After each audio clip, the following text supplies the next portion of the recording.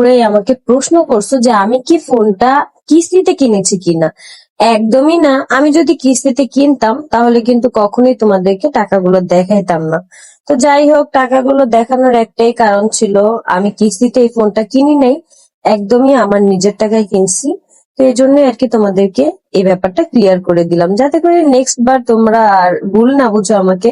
ফোনটা আনবক্সিং করার সময় আমার কেমন যেন মাথা ঘুরাইতেছিল, আসলে আমি নিজেও জানি না এটা কেন হইতেছিল। তো যাই হোক, ফোনটা কিন্তু আমি আস্তে আস্তে করে আনবক্সিং করে ফেলতেছিলাম। এইবারই হচ্ছে প্রথমবারের মতো আমি আমার ফোনটাকে দেখবো। আমার ফোনটা এত সুন্দর ছিল, সিলভার কালারটা আসলেই জোস।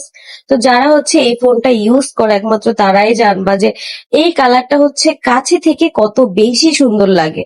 তো এই যে দেখো আমার ফোনটা, মাশাল্লাহ মাশাল্লাহ, সবাই কিন্তু মাশাল্লাহ বলতে একদমই ভুলবা না। ফোনটা কিন্তু অনেক কিউট। তো আমি কিন্তু আমার মেন্টালিটি সেট করে নিয়েছি যে আমি 3 বছরের মধ্যে আর কোনো ফোনই নিতেছি না।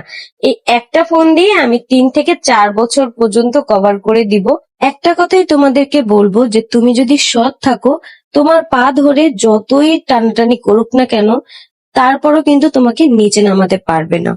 তো তুমি যদি সৎ থাকো আর ভালো থাকো, তোমাকে নিয়ে যত যাই করুক না কেন, তোমার কিন্তু কোনো কিছুই হবে না। তো যাই হোক, এখন আমার ফোন টোন কেনা শেষ, আমি এখন বাসায় চলে যাব। আরেকটা কথা বলতে ভুলে গেছিলাম, সেটা হচ্ছে কর্মের ফল একদিন না একদিন পাবে। 1 বছরের মধ্যে যে এত কিছু দেখবো, এটা কখনো কল্পনাও করি নাই। যখন আমি সেই দুঃখ কষ্ট আঘাতগুলা পাইতাম, আমি শুধু আল্লাহর কাছেই বলতাম, আমি আর কারো কাছেই বলতাম না। আল্লাহর কাছে মন থেকে কিছু চাইলে কিন্তু আল্লাহ অবশ্যই দেয়। এই পর্যন্ত আমি আল্লাহর কাছে যা যা চাইছি সবকিছুই কিন্তু পাইছি।